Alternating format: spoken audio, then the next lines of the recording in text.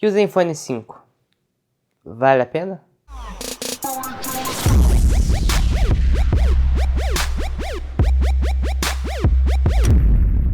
Hoje a gente vai falar sobre o concorrente do Moto G, aquele celular com aquela marca do notebook. Vamos falar hoje dele mesmo, o Zenfone 5. Ele veio ao Brasil pensando inicialmente em conquistar uma grande massa dos consumidores, trazendo aí um produto bem bacana por um preço bem acessível. O design dele eu diria que é um design bem premium em relação ao custo-benefício. Ele tem um bom acabamento, é bem caprichado, esse aço escovado que tem na parte de baixo.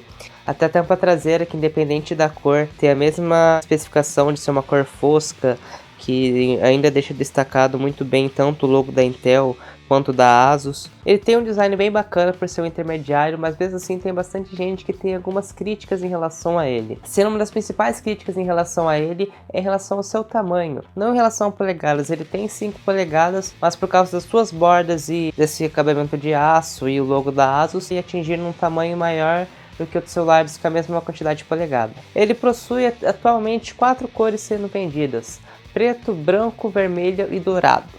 Em relação ao conforto, a Asus trouxe um intermediário com um tamanho bem elevado. Ele tem um bom tamanho em relação ao mercado atual. E se você tem mãos pequenas, você vai sentir um pouco o desconforto na hora de mexer. Você vai precisar usar mais de uma mão para digitar na maioria das vezes. E até mesmo em aplicação que você for usar uma das mãos, você vai ter que fazer algumas manobras aí para você poder alcançar os dedos. Às vezes até independente do seu tamanho de mão. E às vezes pode não ser legal isso para você. Então conforto em manusear ele não tem tanto quanto o outro do mesmo tamanho de tela. Se aproveitasse melhor esse espaço, ia ter um melhor conforto, com certeza. A câmera do Zenfone 5 é um ponto muito positivo que eu tenho para falar em relação ao intermediário, e com certeza entre os concorrentes dela, ela se destaca totalmente. Em relação ao preço, você pode encontrar ele de 500 até 800 reais. É uma câmera bem bacana que você vai achar. A câmera foi denominada pela Apple. A câmera foi denominada pela Asus de Pixel Master. Ela tem 8 megapixels, ela filma em Full HD e 80-30 FPS. E uma coisa diferente também que ela tem, que se você colocar em HD, ela filma 60 FPS. Diferente do principal concorrente aí, que é o Moto G.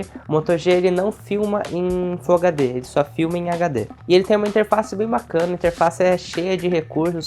Você pode controlar velocidade do obturador, exposição, fora presets que já tem nela aqui de modo noturno e profundidade de campo. Você começou a ser encontrado nos top de linha do ano passado, e é uma câmera bem bacana. Eu realmente tenho bem pra caramba pra falar dela. As fotos no modo noturno realmente tem uma boa exposição, não é aquela coisa saturada nem nada. Ele dá uma grande melhoria independente de flash. O sistema da Asus aí na câmera, bem bacana. A câmera frontal dele eu não tenho tanto a destacar, uma câmera frontal mais por ter mesmo, mas mesmo assim ela tem 2 megapixels e filma em HD. Tem vários recursos nela também, tem recurso de embelezamento, timer para você colocar, recurso bem legal também, mas não é uma câmera assim que você se impressione em usar. É uma câmera funcional, normal e tá aí junto com os da concorrência. Bateria dele, olha.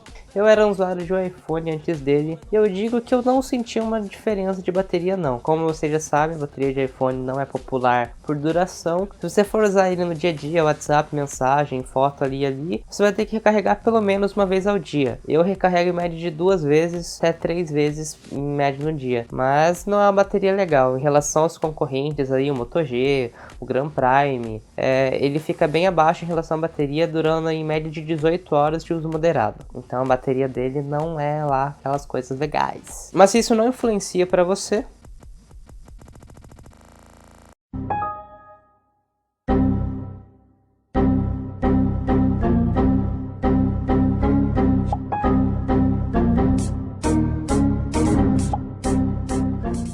mesmo assim, ele tem vários recursos de economia. Tem o modo leitura, tem modo para você deixar cores mais vibrantes, cores mais equilibradas. Tem o modo ultra econômico, que é uma coisa que a galera do iPhone faz no jailbreak, para quando ele está desligado, ele não receber sinal de 3G e tudo mais. Tem o modo ultra econômico bem legal se quiser um pouco mais de bateria, mas mesmo assim eu ainda não dou aí uma boa nota para bateria.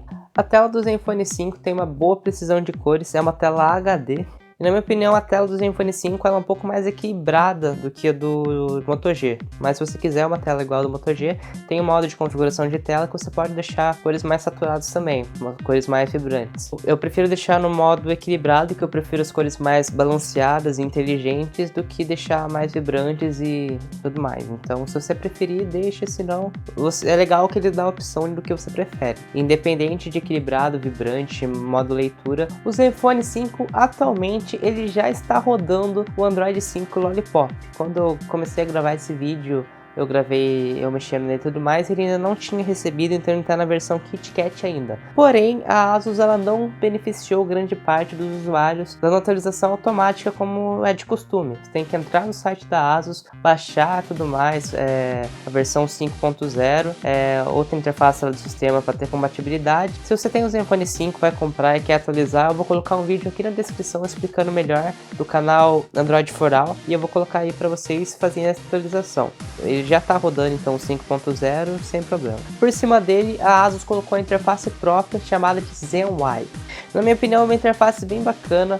Não é uma interface pesada, igual de vários concorrentes que modificam demais o Android, colocando funcionalidades que não precisam. Ou seja, na minha opinião, tudo que tem demais ali da ASUS realmente é coisa que para qualquer tipo de consumidor é bacana, tanto em customização, praticidade. Eu gostei da interface, não é uma interface que eu acho que é pesada. E o Zenfone 5 possui processadores da Intel do modelo Atom. Para a felicidade dos brasileiros, ele é um dual chip. Ele possui 3G, que você pode usar apenas em um chip por vez, porém você pode escolher qual você quer que seja o 3G, tanto faz colocar no 1 ou no 2. Ele também possui, para a alegria dos brasileiros, a rádio FM. Em relação ao armazenamento, como eu já disse, existem 3 tipos de Zenfone, porém de armazenamento existem de 8 GB e de 16 GB. E ambos os modelos possuem entrada para cartão SD de até 64 GB. O áudio geralmente é algo que eu deixo de lado, eu nunca falo de áudio aqui nos vídeos que eu fiz até agora, porque são áudios normais, eu não tenho nada a acrescentar, nada a tirar, mas nesse aqui eu tenho para falar assim.